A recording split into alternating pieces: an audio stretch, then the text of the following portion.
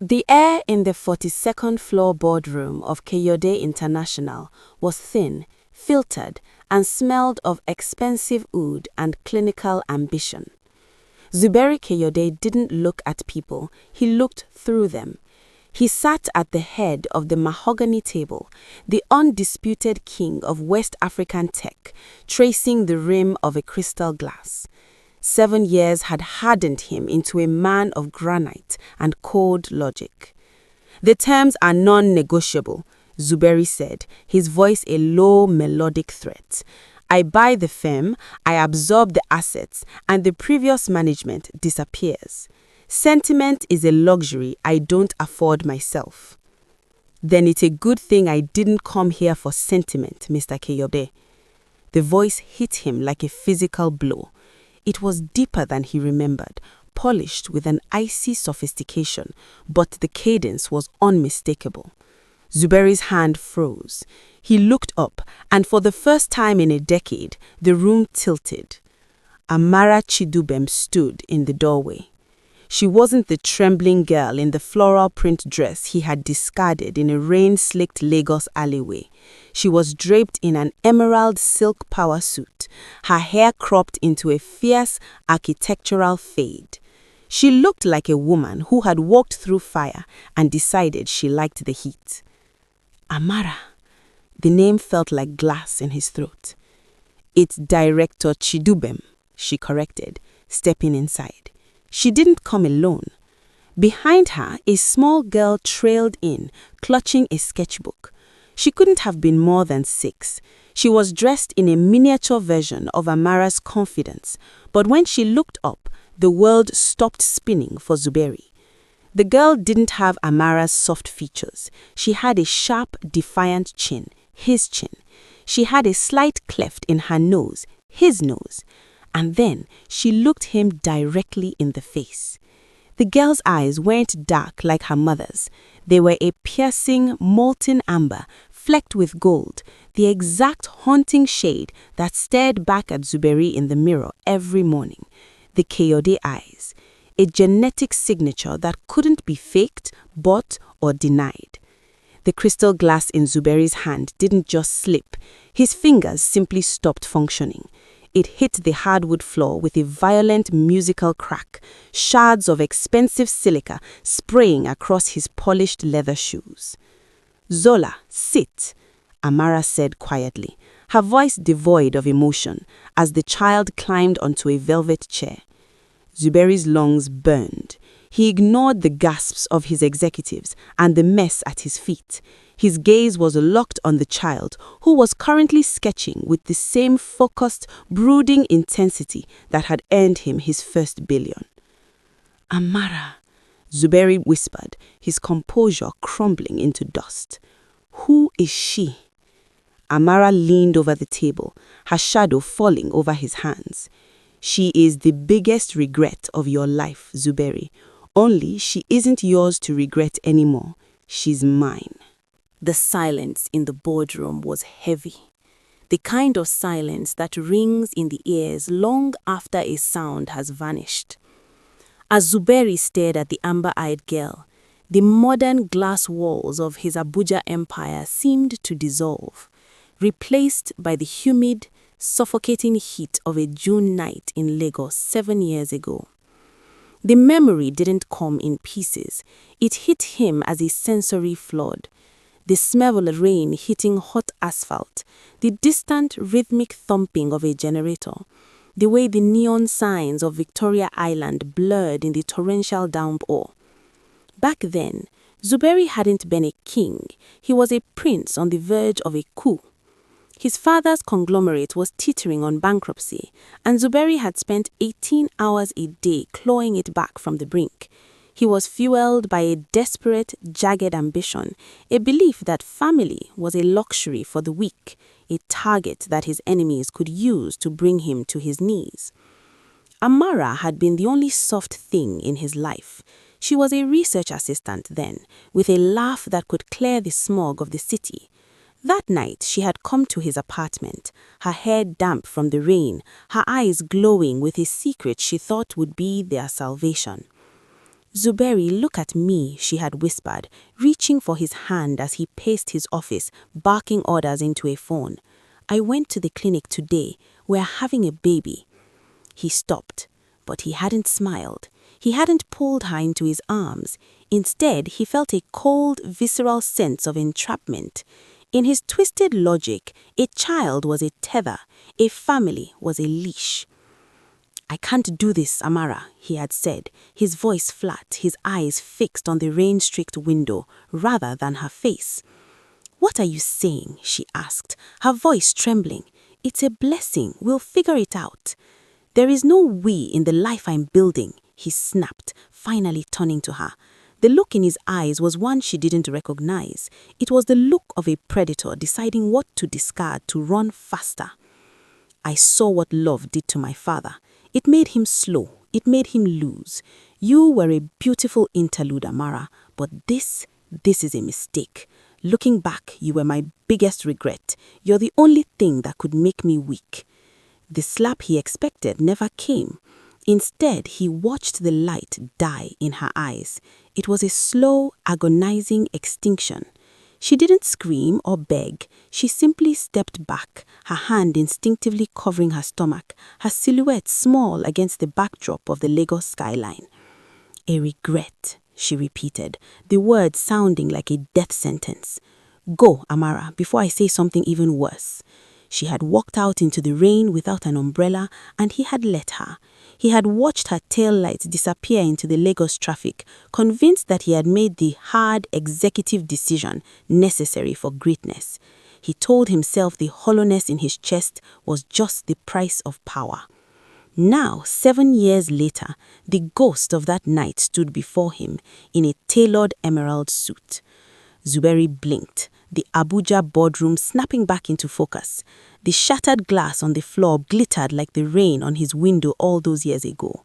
He looked from Amara to the little girl, Zola. She was sitting on the velvet chair, absent-mindedly tapping her index finger against her sketchbook in a rhythmic 3-beat pattern. Zuberi's heart stopped. It was his own tell, the exact habit he had used for decades when he was deep in thought. His throat felt like it was filled with dry sand. The power, the billions, the towers, they all felt like paper-thin props. He had spent 7 years running away from his biggest regret, only to realize the regret wasn't that he had loved her, but that he was too cowardly to believe he deserved to. "Amara," he managed to say, his voice cracking, the mask of the billionaire CEO finally beginning to splinter. "I didn't know. You never told me." Amara smiled, but there was no warmth in it. It was the smile of a woman who had buried her heart and dug it back up as a weapon. "I did tell you, Zuberi. You just decided that your empire was worth more than the truth. Don't act surprised that the world kept turning after you stopped being the center of it." Zola looked up from her sketchbook, her amber eyes locking onto Zuberi's. "Mummy, why is the man sad?" Amara didn't look at him. She smoothed Zola's hair with a tenderness that made Zuberi's heart ache. "He's not sad, Zola. He's just realizing that some debts can't be paid in naira."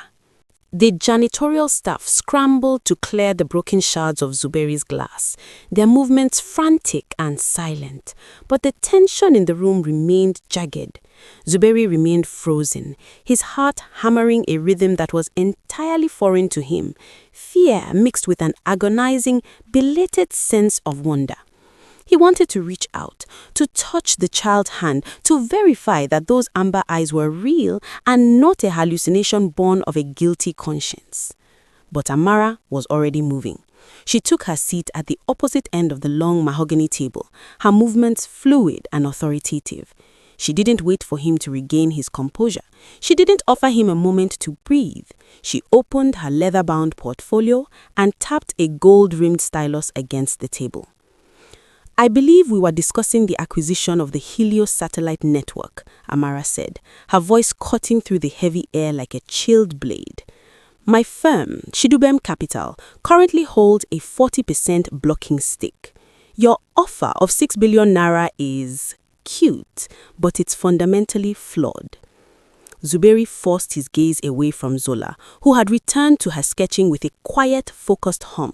He cleared his throat, trying to summon the persona that had made him the most feared negotiator in the continent. The market valuation supports my offer, Amara. Helios is bleeding cash. Without my infrastructure, they are a sinking ship. They were a sinking ship, Amara countered, leaning forward. The sunlight from the floor-to-ceiling windows caught the sharp line of her jaw. I restructured their debt and secured the landing right for the new Pan-African data corridor.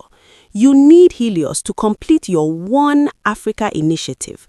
Without my 40%, your grand vision is just an expensive dream. My price is 10 billion, and I want 2 seats on your board. The room went cold. Zuberi's chief financial officer gasped, leaning in to whisper, "Sir, that's double the projected overhead. We can't." Zuberi held up a hand to silence him. He wasn't looking at the numbers on the screen. He was looking at Amara. He saw the way she held her ground, the way she anticipated his every move before he even made it. She wasn't just asking for money. She was demanding a seat at the table he once told her she had no place in. "You're overplaying your hand," Zuberi said, his voice regaining some of its gravelly depth. "I could hostile take over the remaining shareholders by morning." "Try it," Amara said, a ghost of a smirk playing on her lips. "By the time your lawyers finish the filings, I'll have leaked the proprietary encryption flaws in your comment network to the Lagos Stock Exchange. Your stock will plummet and I'll buy you for pennies." Zuberi felt a strange, terrifying rush of adrenaline.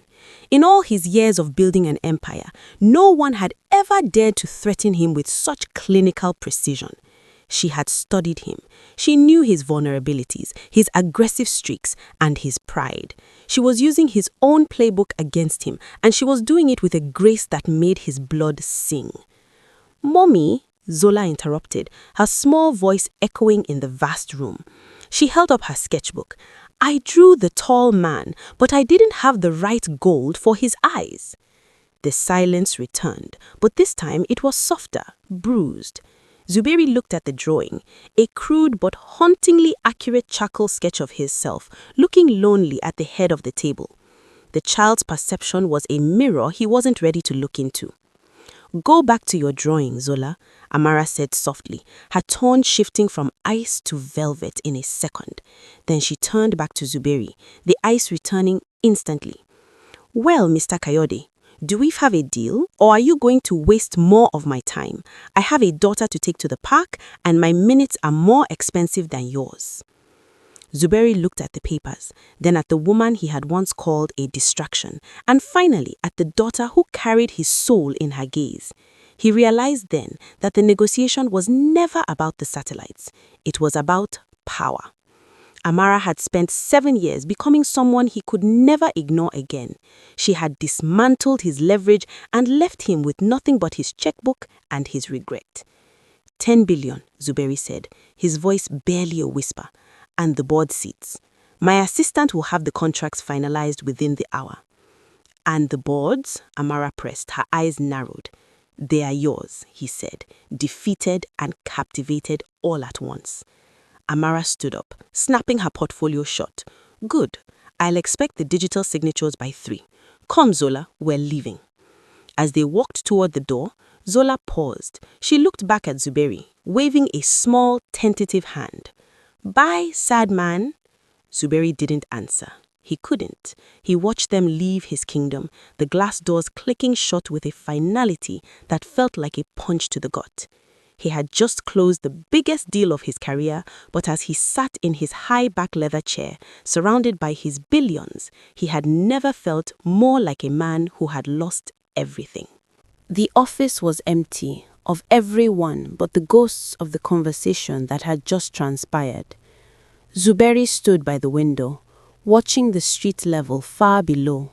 He watched as a sleek black SUV pulled away from the curb, carrying the only 2 people who had ever made his heart beat for something other than profit. He didn't sleep that night. He spent the hours in his penthouse, pacing the Italian marble floors, clutching a folder of private investigator reports he'd commissioned an hour after the meeting. The reports were thin. Amara had been a ghost, living a quiet, disciplined life in Singapore and London before returning to Nigeria as a titan. There were no birth certificates in his reach, no hospital records. She had scrubbed the trail with the precision of a professional. By morning, the uncertainty was a fever in his blood. He was a man of data. He lived by metrics and verified truths. If he was to accept that his world had shifted on its axis, he needed the one thing he could hold in a court of law. He intercepted her at her hotel's private lounge before her first breakfast meeting. Amara was already there, looking radiant in a cream-colored wrap dress, sipping a double espresso while Zola played with a tablet nearby. The sight of them, so domestic, so complete without him, sent a fresh wave of agony through his chest. "You are early, Zuberi," Amara said without looking up. "The contracts aren't due until 3. Zuberi didn't sit. He stood over her, his shadow long and imposing, though he felt smaller than he ever had. "I don't care about the contracts. I've been thinking about the girl, about Zola." Amara finally looked up, her expression a mask of bored indifference.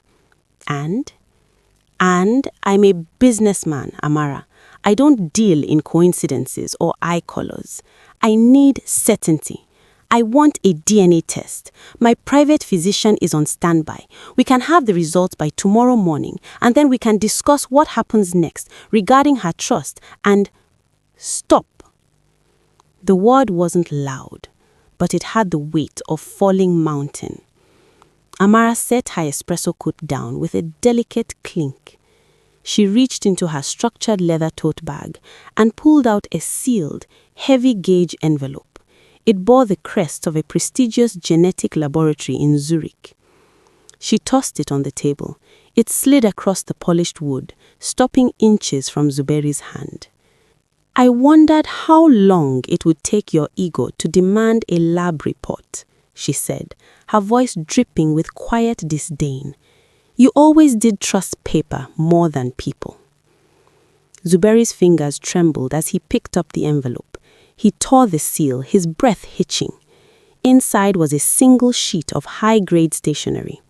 He skipped the technical jargon, the loci and the alleles, his eyes darting to the bottom of the page. Probability of paternity, 99.999%. The paper felt hot in his hand, a physical brand. But it was the date at the top of the document that made the air leave his lungs. It was dated 4 years ago. "You already knew," Zuberi whispered, sinking into the chair opposite her. Amara leaned forward, her eyes flashing with a sudden sharp fire. "I didn't have it done for you. I had it done for me. When Zola was 2, I had a moment of weakness. I thought about calling you. I thought about the life she deserved, the resources you had. I got the test to remind myself of exactly what she was, a miracle born of a man who called her a regret. I kept that paper in my safe to remind me that while she has your blood, she will never, ever have your coldness." Zuberi looked over at Zola. The girl was laughing at something on her screen, her amber eyes, his eyes, bright with a joy he had never known as a child. "I want to be in her life, Amara. I'll settle the merger on your terms. I'll give her everything. I'll put her name on the building." "You still don't get it," Amara said, her voice softening into something even more terrifying. Pity. "You think you can negotiate for a daughter. You think a DNA match is an invitation. It isn't. That paper is just a scientific fact, Zuberi. It isn't a relationship. You spent 7 years building a wall of money between yourself and the rest of the world. Don't be surprised when you find yourself on the wrong side of it." She stood up, signaling to Zola. The little girl hopped down, skipping over to her mother. She paused, looking at Zuberi for a long moment. "Are you still the sad man?" Zola asked, her voice innocent and piercing. Zuberi looked at the test results in his hand, the proof that he had a daughter, and the proof that he was a stranger to her. He looked at the girl and felt a tear, hot and unbidden, sting his eye. Yes, Zuberi choked out, the word thick with the dust of 7 years of loneliness. I think I am. Amara took Zola's hand, her face unreadable. Being her father is a privilege you threw away in the rain, Zuberi. A piece of paper doesn't give it back to you. Only time can do that. And right now, you are out of time. We have a flight to Lagos for the satellite launch. As they walked away, Zuberi didn't follow. He sat in the quiet lounge, clutching the DNA results like a winning lottery ticket for a prize he was no longer allowed to claim. The billionaire who had everything finally understood the true cost of the word regret. The following week, the quiet neighborhood of Ikoyi was paralyzed by the arrival of a convoy that looked more like a state visit than a social call. Zuberi sat in the back of his armored Bentley, his hands clasped so tightly his knuckles were white. He had spent the last 48 hours obsessively curating a welcome for Zola. He hadn't just bought toys, he had bought a literal toy store's worth of inventory. Custom-made dolls from Paris, a playhouse that cost more than a mid-sized sedan, and a mountain of imported sweets. He believed in the logic of the golden cage.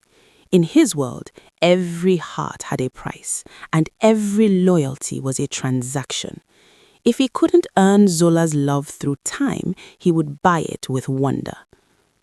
When Amara opened the door to her villa, she didn't look impressed. She looked exhausted. She stood in the doorway, her frame casting a long shadow over the living room as a small army of Zuberi's assistants began unloading boxes wrapped in gold foil. "What is this, Zuberi?" she asked, her voice flat, devoid of the awe he expected. "A circus?" "It's a gesture," Zuberi said, stepping past his men. He looked around the tasteful minimalist space. It was a home, not a showroom. "I want her to have the best. I want her to know who her father is." "She knows who her father is," Amara replied, crossing her arms. "He's the man who wasn't there when she had her first fever. These toys won't change that.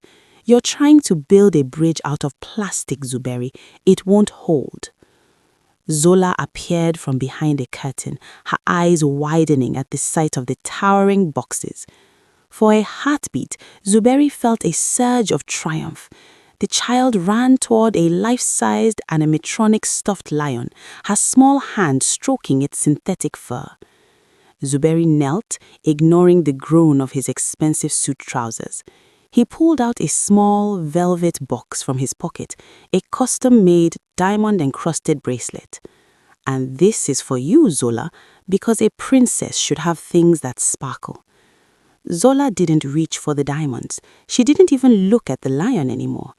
Instead, she walked toward him, her steps slow and deliberate. She looked at the expensive watch on his wrist, then up at his face, searching his features with that same terrifyingly sharp amber gaze, the gaze that sat like a mirror. "If you're my papa, and you can buy all these things, why did you wait so long? Was the store too far away?" Zuberi's smile faltered. The air in the room suddenly felt very thin. I was busy, Zola.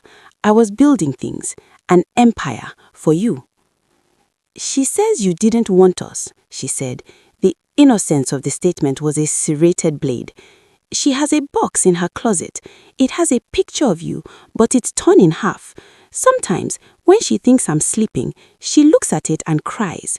She's been crying for 7 years. Did you have to build the buildings for 7 years?" The room went deathly silent. Even the assistants at the door stopped moving. Zuberi felt the air vanish from the room, replaced by a suffocating weight. He looked up at Amara, but she had turned away, her shoulders rigid, staring out at the garden. He realized then that he wasn't competing with other men for her heart. He was competing with 7 years of her tears. "I didn't mean to make her cry," Zuberi whispered, the lie tasting like ash in his mouth. "Why did you make her sad if you're so rich?" Zola pressed. She wasn't angry, she was genuinely curious, which made it worse. "Is it because I wasn't good enough, or because she wasn't? Did we not cost enough?" Zuberi reached out, his hand trembling as he touched the girl's shoulder. For the first time in his life, his wealth felt like a pile of useless scrap metal. He looked at the mountain of toys, the dolls, the electronics, the gold foil, and saw them for what they were, a pathetic attempt to bribe a soul he had already discarded. "No, Zola," he said, his voice cracking, the billionaire CEO mask finally shattering on the floor. "It was because I was a coward. I was so afraid of losing thy power that I lost the only thing that actually mattered." Zola looked at the diamond bracelet, then back at him. She reached out and patted his hand, a gesture of pity that destroyed what was left of his pride. "You can take the toys back, Mr. Papa. I don't want them if they didn't make Mommy happy. They are just loud."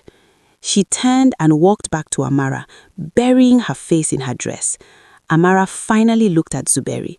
There was no triumph in her expression, only a deep, weary sadness. "You can't buy your way out of the rain, Zuberi. Tell your men to take this stuff to the local orphanage. Zola doesn't need a king. She needs a man who understands that love isn't a merger, and right now, you're just a stranger with a checkbook." Zuberi stood up, feeling the immense, hollow emptiness of the villa. He signaled to his men to start reloading the boxes.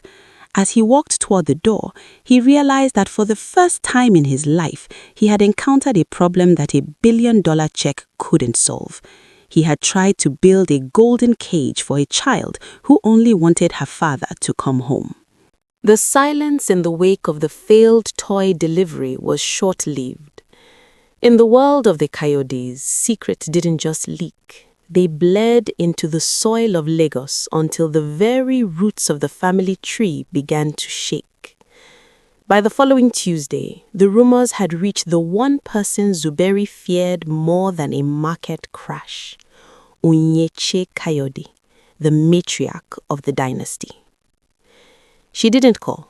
She simply arrived at Zuberi's office, the rhythmic thud clack of her gold-tipped walking stick sounding like a drumbeat of war against the marble floors.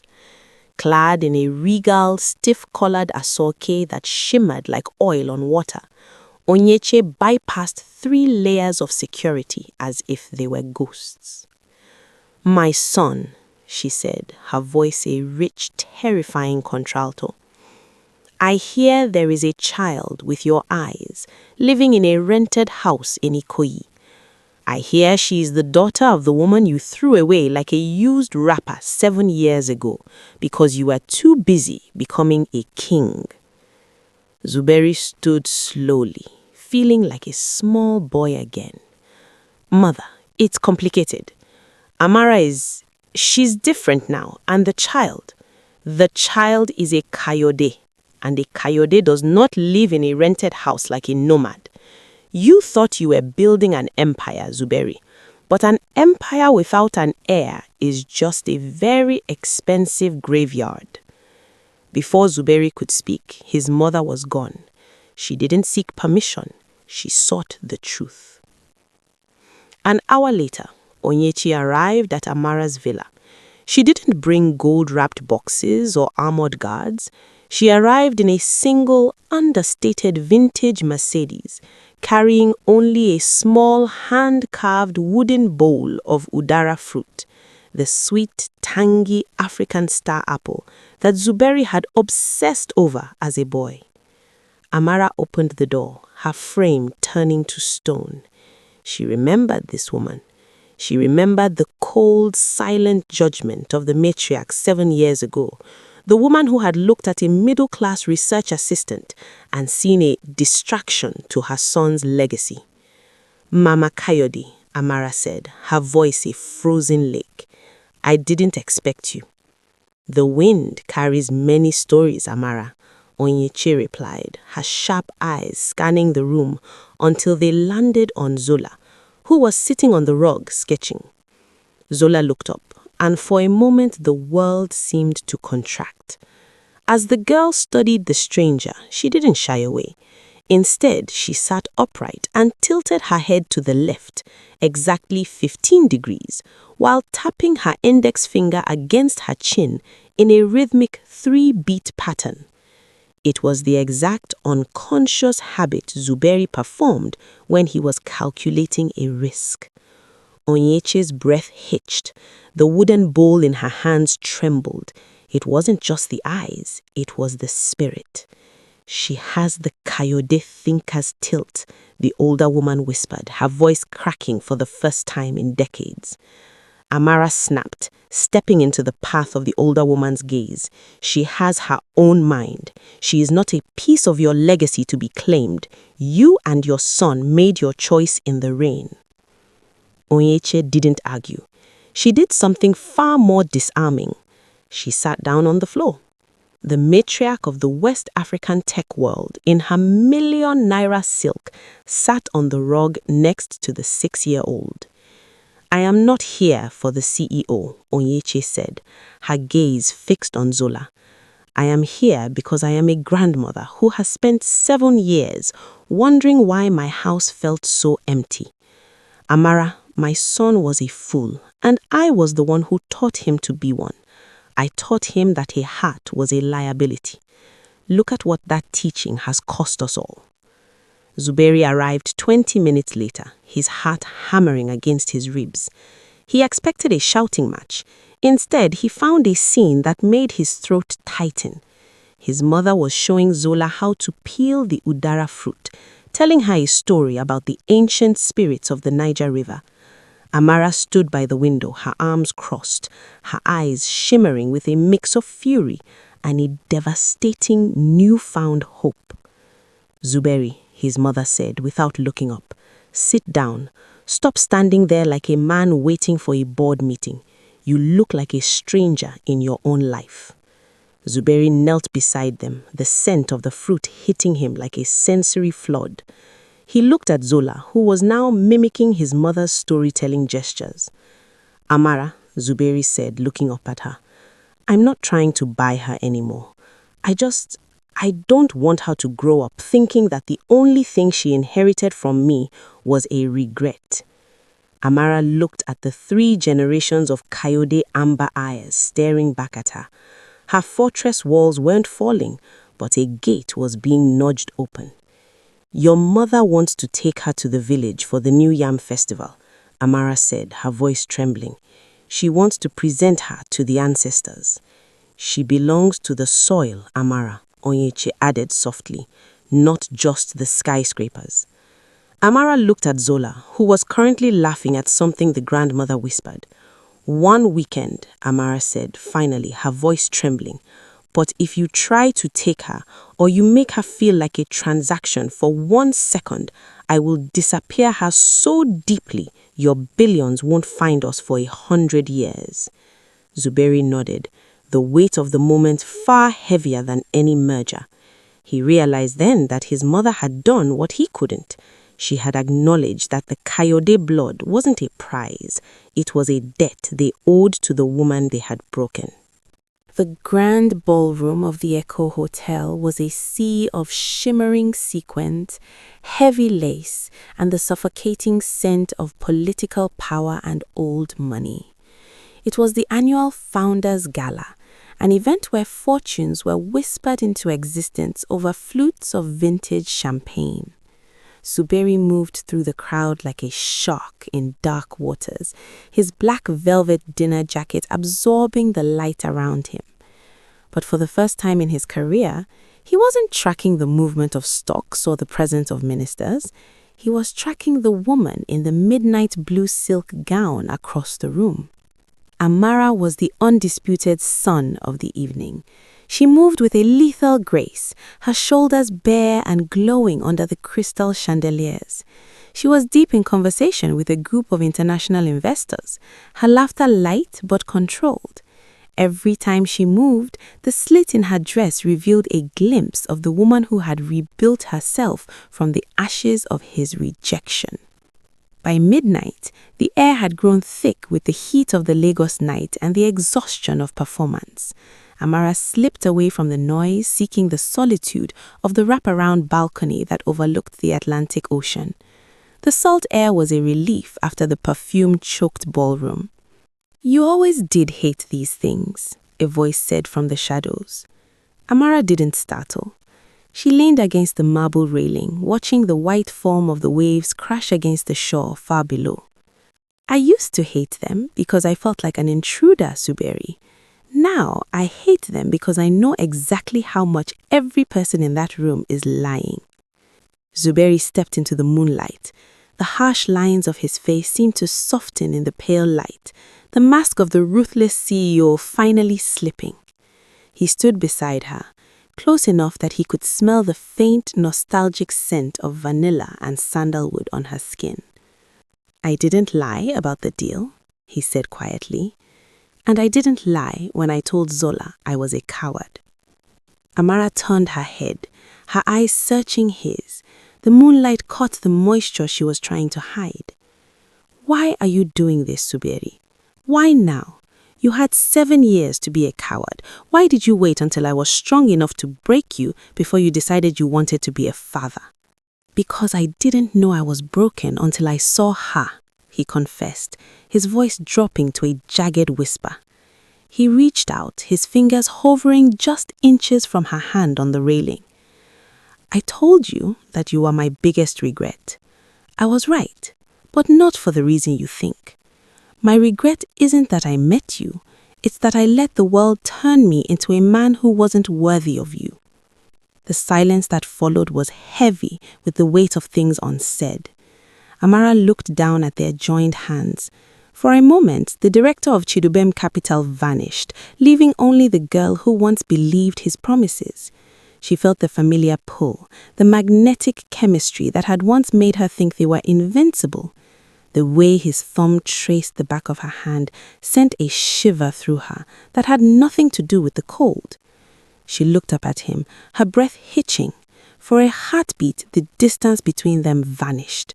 Zuberi leaned in, his gaze fixed on her lips, the world of business and betrayal falling away. The armor he had worn for 7 years wasn't just cracked, it was shattering. "Amara," he murmured, his face inches from hers. She pulled her hand away just as his lips touched her cheek. A sharp intake of breath broke the spell.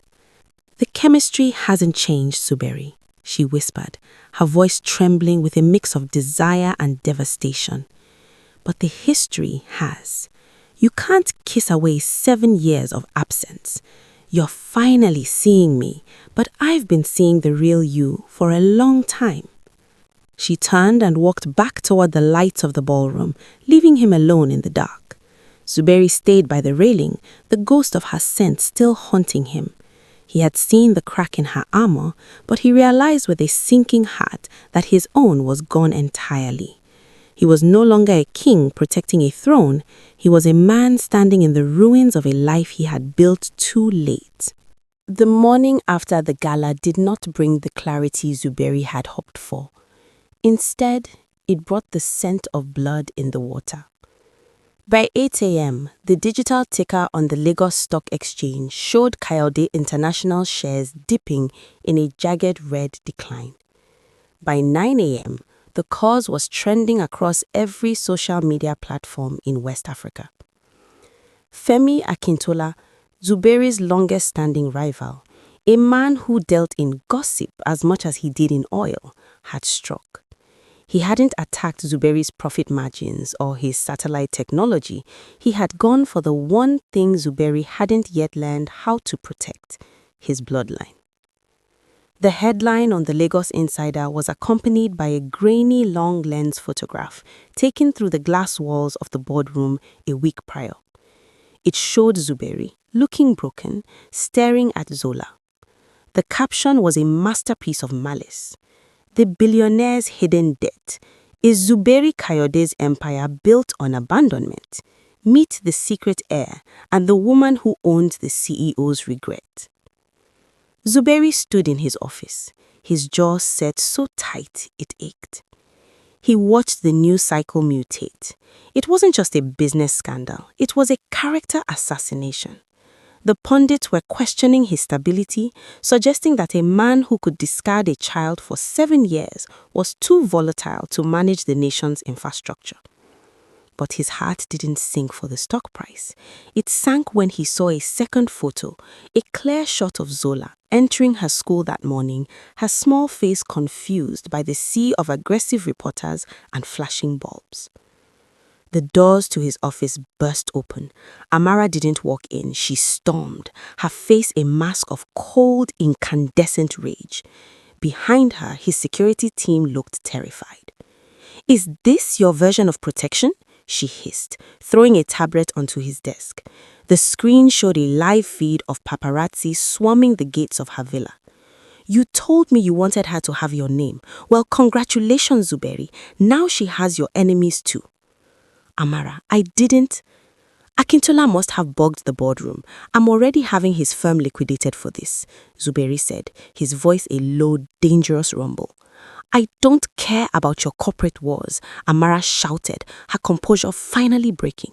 For the first time, he saw the raw maternal fear beneath the executive exterior. "They followed her to school. They were shouting at her, asking if her father paid her mother to keep quiet. She's 6 years old, Zubili. She doesn't know what a payout is. She just knows that since you showed up, men with cameras won't leave her alone." Zuberi walked around the desk, his hands raised in a gesture of peace he didn't feel entitled to. "I will fix this. I'll buy the media outlets. I'll get a gag order by noon." "You still think everything is a transaction?" Amara said, her voice dropping to a whisper that hurt more than the shouting. "You brought this fire to our doorstep. My daughter was happy in the shadows. She was safe when you were just a name on a building. Now she's a secret heir. She's a target." The intercom buzzed. It was his chief of staff, sounding panicked. "Sir, the board is calling an emergency meeting. They're worried about the moral clause in your contract. Akintola is lobbying for your removal, citing a distraction of personal scandals." Zuberi didn't even look at the intercom. He was looking at Amara, seeing the way she was shaking. He realized that Femi Akintola had made a fatal mistake. He had assumed Zuberi would prioritize his chair at the head of the table over the woman and child he had spent 7 years ignoring. "Let them call the meeting," Zuberi said, his voice suddenly calm, a terrifying quiet clarity taking hold. "What are you doing?" Amara asked, wiping a stray tear from her cheek. "I'm going to do what I should have done in that rain-slipped alleyway 7 years ago." Zuberi picked up his phone and dialed his head of security. "Clear the lobby. Get the armored transport to Zola's school. I want every reporter within a mile arrested for trespassing. And call my lawyers. Tell them I'm drafting a statement of resignation." Amara's eyes widened. "Resignation? Zuberi, your empire is everything to you." It was, he said, stepping closer to her, ignoring the frantic blinking of the phones on his desk. "Zola was right. I've been a sad man in a big chair for too long. If they want to use my family to take my company, let them have the glass and the steel. They won't have the girl." For a moment, the boardroom and the stock market and the rivals didn't exist. There was only the high-stakes silence of two people who had been at war for a decade, realizing that the enemy was no longer each other, but the world that wanted to tear their child apart. "They'll ruin you," Amara warned. "Let them try," Zuberi said, a dark protective fire in his amber eyes. "I've spent 7 years being a billionaire. I think it's time I tried being a father."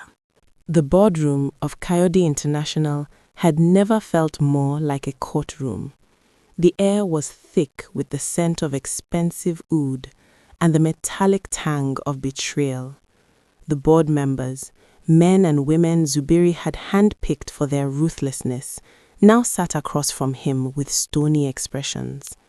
At the far end of the table, Femi Akintola sat like a vulture, a smug, oily grin fixed on his face. "The optics are catastrophic, Zuberi," the lead director began, tapping a gold pen against the mahogany. "The stock has dropped 12%. The public doesn't see a tech titan, they see a man who discarded his own blood. Our partners in London are asking if a man with such a messy personal life can be trusted with the national grid." Zuberi stood at the floor-to-ceiling window, his back to them. He wasn't looking at the stock tickers. He was looking at the security feed on his phone. He saw Amara and Zola being ushered into the secure underground garage, shielded by a wall of black-suited guards. He saw Zola clutching her mother's hand, her small shoulders hunched against the world. He realized then that he had spent 7 years building a fortress, only to realize he had locked himself in and his family out. He turned around and the room went silent. There was a look in his amber eyes that none of them had ever seen, a calm that was more terrifying than his usual rage. "You want to talk about optics?" Zuberi's voice was a low, dangerous silk. "You've sat in this room for a decade getting rich off my ambition. You didn't care about ethics when we crushed the competition in Ghana. You didn't care about stability when I was working 20-hour days to save this firm. But now, because my daughter has my eyes, you find your conscience?" "The child is a liability, Zuberi," Akintola interrupted, leaning forward. "She's a distraction. A billionaire can have many things, but he cannot have a heart that bleeds in public. It makes the investors nervous." Zuberi walked slowly toward the head of the table. He didn't sit. He picked up the heavy, gold-nibbed fountain pen, the same one he had used to sign the merger that made him the youngest billionaire in the country. "You're right, Femi." His gaze pinned his rival to the chair. "A heart is very inconvenient. It's expensive. It's messy. For 7 years, I thought I had successfully traded mine for this chair and these glass walls. I thought being great was better than being good." He pulled a single sheet of embossed stationery toward him. The scratching of the nib was the only sound in the room. "I am stepping down," Zuberi announced. A collective gasp rippled through the board. Femi Akintola's grin faltered, replaced by a look of genuine shock. "You're resigning? Over a tabloid scandal? You'll lose billions in unvested options." "I'm not resigning because of a scandal," Zuberi said, sliding the paper toward the lead director. "I'm resigning because of a priority. As of this moment, I am divesting my voting rights into a blind trust. I want my name removed from the daily operations. If the press wants a story, give them this. Zuberi Kayode has realized that an empire is just a pile of expensive dust if you have no one to leave it to." He looked at the empty seat at the head of the table. It looked small now, meaningless. 7 years ago, I told Amara she was my biggest regret because I thought she was a tether that would slow me down. Today, I realize that the only real regret is the 7 years I spent being a king instead of a father. You can keep the crown, Femi. It's heavy and it's very, very cold. He didn't wait for a vote. He didn't wait for the lawyers. He turned and walked out of the boardroom, the clicking of his heels on the marble sounding like a man walking out of a cage. He took the private elevator straight to the garage. When the doors opened, Amara was standing by the SUV, her eyes wide and guarded. Zola was strapped into the back seat, looking out through the tinted, bulletproof glass. "What happened?" Amara whispered as he approached. "Did you settle with them?" "I quit," Zuberi said. He felt a strange, light sensation in his chest. For the first time in a decade, he could breathe. "I told them I'm done. The press will find someone else to tear apart by tomorrow, but they won't be following us anymore. I've killed the billionaire to save the man." Amara stepped toward him, her hand trembling as she touched the lapel of his jacket. The Director Chidube mask was gone. There was only the woman who had once loved him in the rain. "You gave it all up for her? For Us? She whispered. I didn't give up anything, Zuberi said, reaching out to tuck a stray lock of hair behind her ear. I just finally realized what the all actually was. For the first time since that night in Lagos, Amara didn't pull away. She leaned her forehead against his chest, a long, shaky breath escaping her. Zuberi held her, his arms a fortress, as the world above them scrambled to find a new king. He had made the ultimate sacrifice, and in the silence of the garage, he realized he had never felt more powerful. The Abuja morning was a soft tapestry of gold and lavender, the air crisp and free of the humid tension that had defined Zuberi's life for so long. There was no hum of servers, no flashing stock tickers, and no aggressive chanting of reporters at the gates. In the quiet suburb where they had taken refuge, the only sound was the rhythmic whistle of a distant bird and the low, comforting murmur of a neighborhood waking up without the weight of an empire on its shoulders. Zuberi stood in the kitchen of the modest, sun-drenched villa, staring at a box of pancake mix as if it were a complex piece of proprietary code. He was dressed in a simple cotton t-shirt and linen trousers, his feet bare on the cool tiles. The man who had once commanded thousands was currently being defeated by a non-stick pan. "You're overthinking the consistency, Zuberi," Amara said, her voice warm with a playful edge he hadn't heard in 7 years. He looked up to see her leaning against the doorframe, wrapped in a silk robe, her face free of the heavy makeup of a venture capitalist. She looked like the girl he had met in the rain, but with a depth of soul that only survival could forge. She walked over, taking the whisk from his hand. Her touch was no longer a spark of war. It was a bridge. "In business, you measure twice and cut once," Zuberi joked, though his eyes remained fixed on her. "I assumed breakfast followed the same logic." "Breakfast follows the logic of the heart. It's messy, it's imperfect, and it's better when it isn't over-engineered." A small whirlwind of energy burst into the room then. Zola, dressed in pajamas patterned with small golden lions. She didn't hesitate or look for permission. She ran straight to Zuberi, wrapping her arms around his knees. "Papa, are they ready? I'm hungry enough to eat a whole elephant," she announced, her amber eyes bright with the uncomplicated trust of a child who had finally found her anchor. Zuberi lifted her into his arms, the weight of her feeling more substantial and more rewarding than any ledger of assets. He kissed her forehead, inhaling the scent of baby powder and sunlight. "The pancakes are coming, Zola, but I think the sad man might have accidentally burnt the first one." Zola giggled, poking his cheek. "You're not the sad man anymore. You're just the papa who forgets to turn the stove down." They sat together on the terrace, the breakfast spread before them, charred pancakes, fresh papaya, and the slow-moving piece of a life lived in the present tense. There were no assistants interrupting with urgent calls.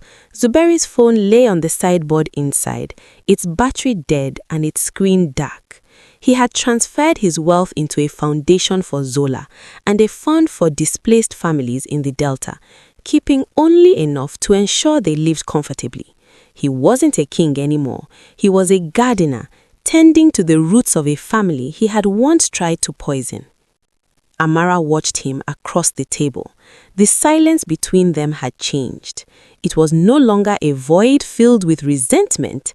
It was a space where new memories were being built, brick by quiet brick. "Do you miss it?" she asked softly, nodding toward the distant skyline where the tips of the city skyscrapers pierced the haze. Zuberi reached across the table, taking her hand. His grip was firm and steady. "I spent 7 years being great, and I was miserable every single day of it. I'd rather be a nobody who gets to see his daughter draw lions, and his wife." He paused, his voice dropping to a tender register, "and the woman he loves finally smile at him again." Amara squeezed his hand, her eyes shimmering. It won't be easy, Zuberi. We still have years of regret to walk through. I know, he said, looking at Zola, who was currently trying to feed a piece of papaya to a stray gecko on the terrace wall. But for the first time in my life, I'm not in a hurry to get to the end of the story. I just want to be in the middle of it, with you. As the sun rose higher over Abuja, the billionaire CEO was nowhere to be found.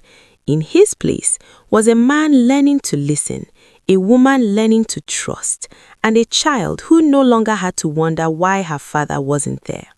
The Kayode legacy wasn't built in glass or gold anymore. It was written in the quiet laughter of a Tuesday morning, a story of a mistake that became a miracle and a regret that finally turned into grace.